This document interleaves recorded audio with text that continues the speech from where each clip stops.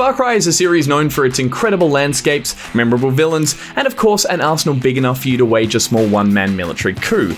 But all work and no play make Gus something. So when you're not out there dethroning corrupt dictatorships, you're going to want to do something fun with your downtime. I'm Gus, you're watching gTV ANZ, and here are my 5 best ways to spend your time in Far Cry.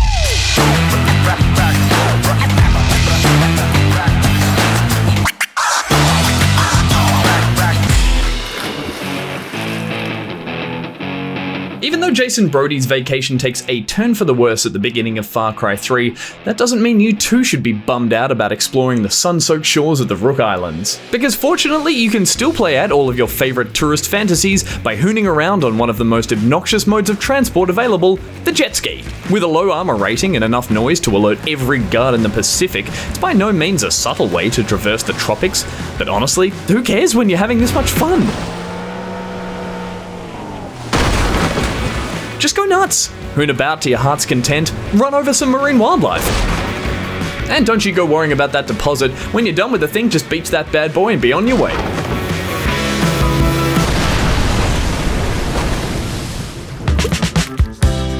If sunstroke in singlets isn't quite your idea of fun though, then you're probably more suited to the peaceful pastime of casting a line into the many lakes and streams of Hope County. Finding a bit of peace and quiet amidst the chaos can be tricky, but it does prove to be one of the more enjoyable ways to kill some time instead of cult members. And sure, reeling in a couple of undersized sturgeons might be a nice way to earn a bit of cash on the side, but mastering the art of angling is a must if you plan on hooking the biggest mouth bass. For starters, just knowing the best fishing holes can take a bit of local know-how. Try heading to a notice board in each region that'll help you size up the competition before heading out to find your own slice of tranquility brimming with, well, brim. And of course, bloody jet skis. Get out of here, mate.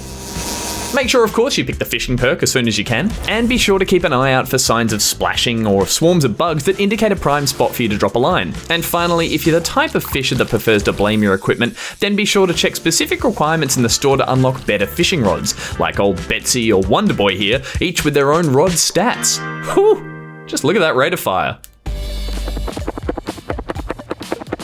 Heading to the dizzying heights of the Himalayas for Far Cry 4 makes for some spectacular scenery, especially if you're doing it all from the comfortable seat of your very own badass mini chopper, aka the Buzzer. This rickety little posty bike in the sky proves to be one of the best additions to the Far Cry formula, making travelling around the undulous terrain of Kyrat an icy breeze.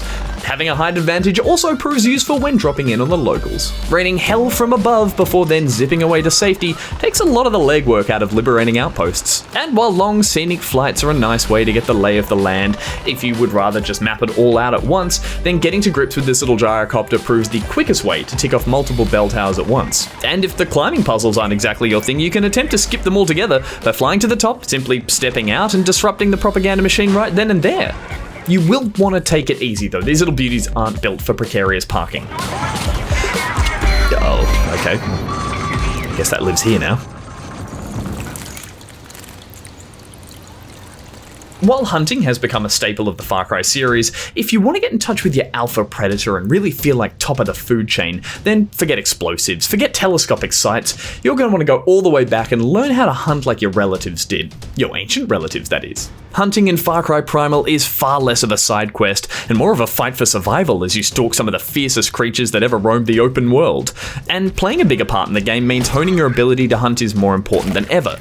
So of course it helps to always utilize your hunter vision, make sure you have the high ground, unlock extra abilities and tame a rideable mount as soon as you can. But at the same time, don't forget to enjoy the freedom of the hunt. Just make sure you carve out some time to wander away from your settlement with nothing more than a bow, a couple of rocks, and some stinky bait, just to get the purest hunting experience. Without the distractions of the modern world, you can just take your time, survey the lands, track your prey, lie in wait, ready for the perfect time. Oh, Jesus, bear! While everything mentioned so far has been designed specifically as a fun little distraction from the main gameplay of a Far Cry title, there is one element that seems to transfix many a player, almost to the point that they forget what they set out to do, instead finding themselves standing amongst charred wilderness, smoke in their lungs, ash on their face, and probably a serious amount of burns on their hands. I am of course talking about the mesmerizing flames of Far Cry 2.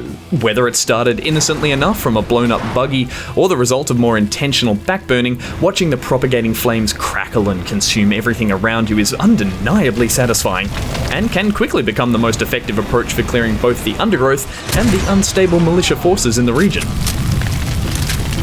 This pioneering bit of pyromania was arguably the highlight of this series, with it becoming a staple in future Far Cry games to come. However, the more humid climates of future locales would never provide us with that same dry delight of the savannah, and hence, since then, nothing has ever quite set our hearts alight like taking to the tinderbox that is Central Africa.